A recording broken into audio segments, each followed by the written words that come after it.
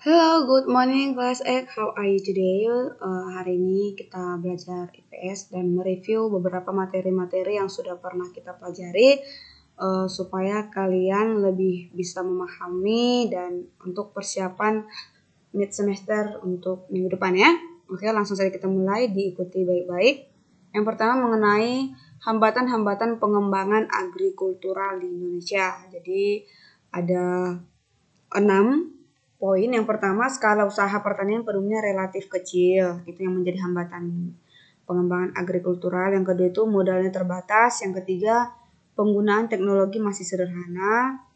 Yang keempat, sangat dipengaruhi oleh musim. Yang kelima, penemunya berusaha dengan tenaga kerja keluarga.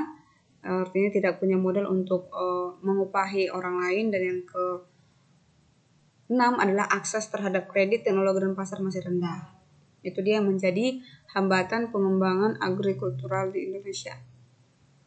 Yang kedua, ada beberapa strategi pengembangan agrikultural, yaitu melalui eco farming, distribusi pupuk secara merata, dan perbaikan irigasi. Begitu dia.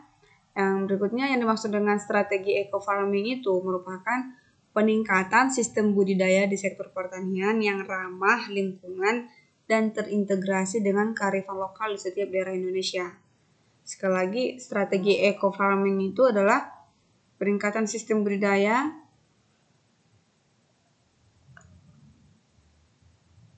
di sektor pertanian yang ramah lingkungan dan terintegrasi dengan kearifan lokal di setiap daerah Indonesia. Sedangkan tadi distribusi pupuk secara merata itu artinya dari pusat itu didistribusikan misalnya dari Sabang sampai Merauke, tidak hanya berpusat di kota tapi juga ke pedesaan atau ke pedalaman juga. Berikutnya ada perbaikan irigasi atau melengkapi sarana dan prasarana untuk pengairan di atau kecukupan air, kebutuhan air di pertanian. Nah, ada di sini 3 yang menjadi keterbatasan Indonesia dan negara-negara ASEAN. Keterbatasannya itu adalah kurangnya import barang-barang dari kawasan ASEAN. Jadi Indonesia itu kurang mengimpor ya. Berikutnya tidak stabilnya di sektor perdagangan setiap negara ASEAN. Perdagangannya tidak stabil. Dan ketiga, sumber daya alam yang terus digerus atau diambil sehingga mengakibatkan kekurangan sumber daya alam di kawasan ASEAN. Sumber daya alam selalu diambil, digerus itu artinya diambil terus sampai habis gitu ya. Nah, sedangkan keunggulannya itu adalah negara yang dapat melakukan kerjasama di berbagai sektor. Yang kedua, negara ASEAN itu negara dengan proses ekspor dan impor yang mudah dengan negara ASEAN lainnya. Yang ketiga, memiliki sumber daya alam di berbagai daerah, baik itu fauna maupun flora yang melimpah ya. Ini fauna dan flora ya nak, bukan fauna. Flora. Fauna itu hewan, flora itu tumbuhan. Yang berikutnya dapat melakukan kerjasama di bidang ekonomi dan pertahanan. Nah, terus setelah itu kita masuk ke imperialisme. Nah, ada 2 bentuk imperialis itu. Yang pertama itu imperialisme kuno atau ancient imperialis.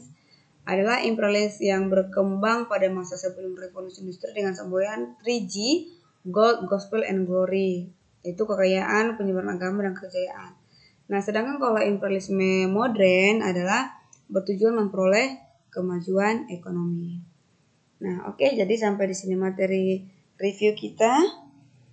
Silakan dipelajari kembali dan kerjakan tugas berikut. Thank you for your attention. See you next video. Bye-bye.